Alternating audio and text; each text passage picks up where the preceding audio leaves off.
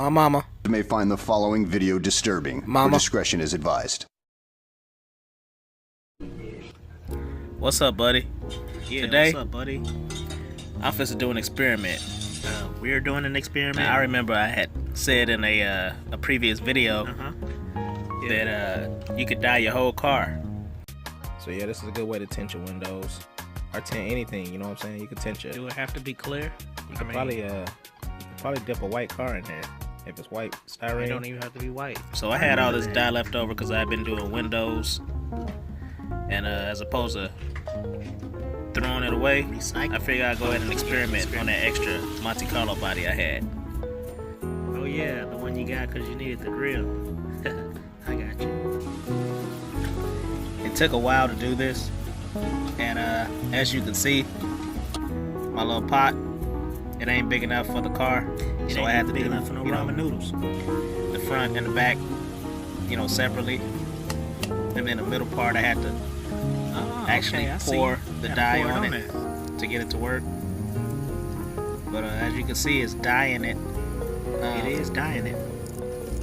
I don't know about You don't know about. I don't know about doing this to a car that you want a good finish on, because it's kind of hard to control how it's gonna dye. Duh. So I wouldn't suggest this on a show quality car or whatever, unless it's like a beater, or, you know what I'm saying, a junkyard car or something. You know what I'm saying? A nice junkyard car. Which is probably what I'll do with this. Like some just an old weathered vehicle or whatever. So yeah, just getting a dye on there. Is your dye still hot? 'Cause I don't see the smoke anymore. Now my dye is cooling down. I don't know if that have any effect on how it dyes or what, but it's definitely cooling down. Yeah, the funny thing about hot liquids, they tend to cool down eventually. I got dye on the stove. Mama gonna be happy about that. You in trouble.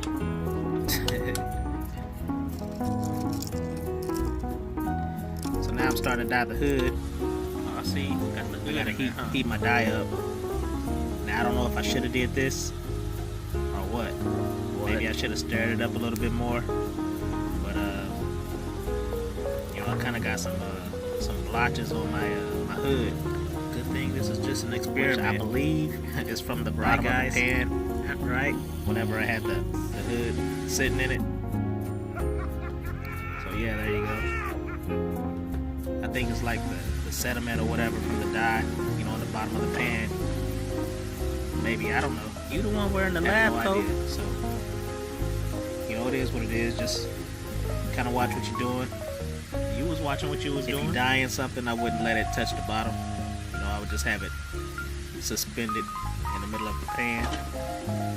And also maybe a bigger pan. Whether you holding it or Just throwing hanging it it out on there. something, I don't know. But yeah. Ooh, that's bad.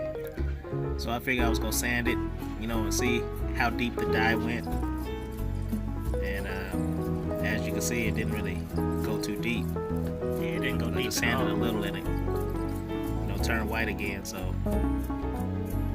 it didn't really penetrate the plastic too much. It was just the outer layer. But like I say, this is just an experiment. I was just seeing what was up with it. It's almost the same color as my other Monte Carlo. It is, You know what huh? I'm saying?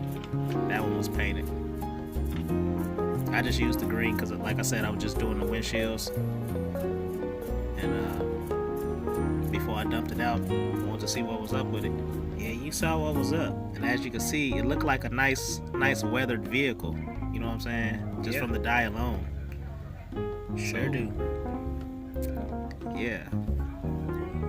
Oh, you're not gonna say bye? Shut up, peace.